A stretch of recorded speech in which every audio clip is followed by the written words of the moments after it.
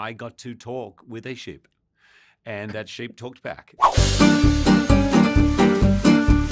I love this script. It's a Craig Mazin script, and I have such respect for Craig. He's got to be one of the best writers alive. But anyone who can do the Hangover movies plus Chernobyl plus The Last of Us is incredible. But when my friend said, look at the script, it's Babe meets Knives Out, I was like, what?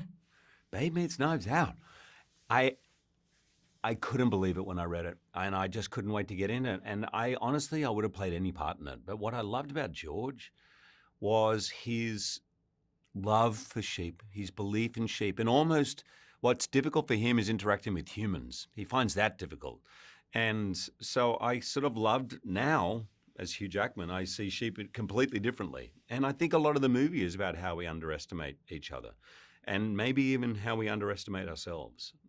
So it's really about growing up and becoming the full version of ourselves. And I just think it's a beautiful movie that is absolutely suited to everybody in the family.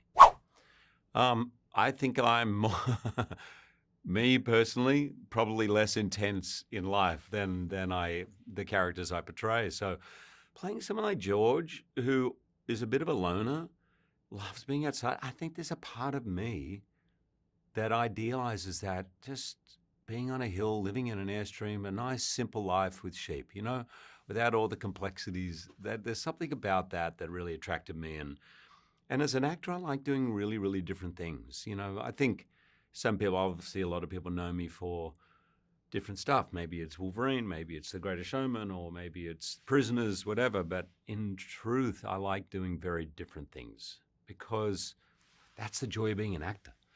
You get to step into someone else's shoes and see things through their eyes and experience life through a different lens.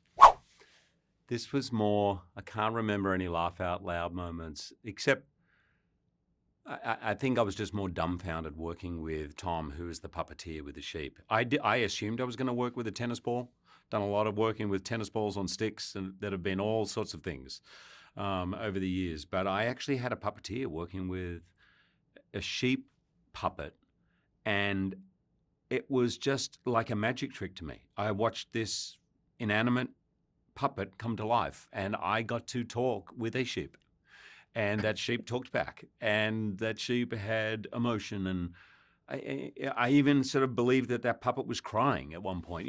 That was more dumbfounding, but I can't. Obviously, anytime you work with someone like Nicholas Braun, you're going to laugh a lot on set. He made me laugh a lot.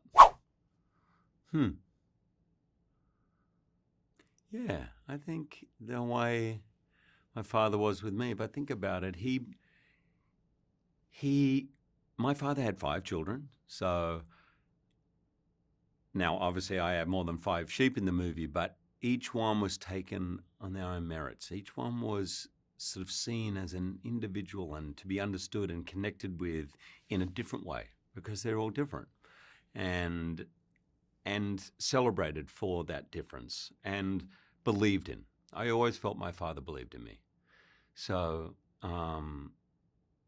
as I do for my kids. And I think that's a quality I really tried to bring to George. It's in the script, but it's something I really tried to imbue more, that every single one of them, including the winter lamb, which I don't want to give away, but in particular that, Oh, yeah.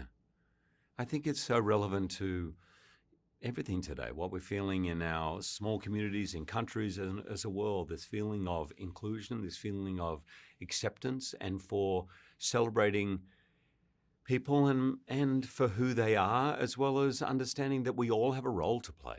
I think that's really part of this movie. All those sheep have a different role to play. And when they come together, it's powerful. And just because we don't understand someone, like in this movie, it's the Winterland they don't understand. And yet, by the end, they realize that everyone should be included. I have no idea what you're talking about. Oh, what is it? Dooms what? Who knows?